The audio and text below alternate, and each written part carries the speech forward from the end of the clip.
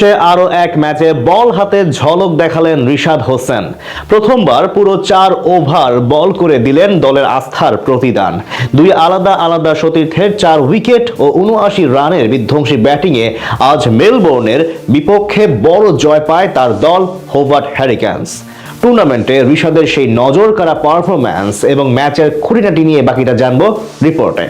Big ব্যাশে টানা 3 ম্যাচে Hobart হ্যারিকেনসের একাদশে জায়গা করে নিলেন রিশাদ হোসেন। সেখানে আজ আরও একবার মেলবোর্নে রেনেগার্ডসের বিপক্ষে বোলিং নৈপুণ্য দেখান এই ডানহাতি লেগ স্পিনার। বুঝিয়ে দেন মডার্ন ডে ক্রিকেটে কতটা কার্যকরী তিনি। এদিন টস জিতে আগে বল করার সিদ্ধান্ত নেয় হোবার্ট হ্যারিকেনস। বিপরীতে আগে ব্যাট করতে নেমে শুরুতেই রিলে মেরেডিথের শিকার বনে সাজ ঘরে ফিরে যান 8 বল থেকে কোনো রান করতে না পারা জস ব্রাউন। সেই ধাক্কা সামলে দলের হাল ধরেন টিম শেফার্ড এবং মোহাম্মদ রিজওয়ান। দুজন মিলে দারুণভাবে সামলাতে থাকেন হোবার্টের বোলারদের। তৃতীয় ওভারে আনেন 17 রান। পরের ওভারে অধিনায়ক নাথান এলিস হজম করে যান টানা 4টি বাউন্ডারি। পঞ্চম ওভারে আজ প্রথম বল করতে আসেন রিশাদ হোসেন। সেখানে প্রথম 3 বলে 3টি সিঙ্গেল দেওয়ার পর একটি বাউন্ডারি হজম করে দিয়ে যান মাত্র 7 রান। পাওয়ার প্লেতে মেলবোর্ন রেনেগার্ডসের স্কোর বোর্ডে জমা পড়ে 49 রান। সপ্তম ওভারে এসে আবারও একটি বাউন্ডারি হজম করে 7 রান দিয়ে যান তিনি।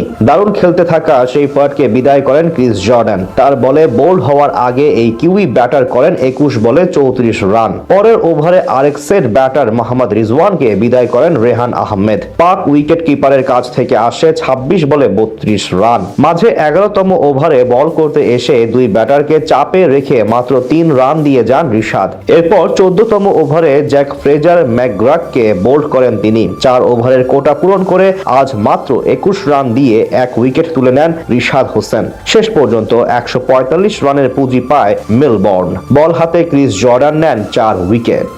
জবাব দিতে নেমে শুরুতেই বিপাকে পড়ে রিশাদের দল। ইনিংসের প্রথম বলে জেসন বেহরেনডর্ফের ফুল লেন্থের ডেলিভারি সাউদারল্যান্ডের হাতে ক্যাচ দিয়ে বিদায় নেন ওপেনার মিচেল ওয়েন। তবে সেই ধাক্কা সামলে শুরু থেকেই তাণ্ডব চালান নিখিল চৌধুরী। যদিও আরেক ওপেনার টিম ওয়ার্ড বিদায় নেন কেবল 8 বলে 8 রান করে। দুই উদ্বোধনী ব্যাটারকে হারানোর পর হোবার্টের হাল ধরেন নিখিল এবং বেন ম্যাকডারমট। দুজন মিলে দারুণভাবে সামলাতে থাকেন মেলবোর্ন রেনেগার্ডসের বোলারদের। পাওয়ার প্লেতে 2 উইকেট হারিয়ে 51 রান তুলে হোবার্ট। এরপর সময়ের সাথে সাথে আরো বেশি বিধ্বংসী হয়ে ওঠেন ভারতীয় বংশোদ্ভূত ক্রিকেটার নিখিল চৌধুরী।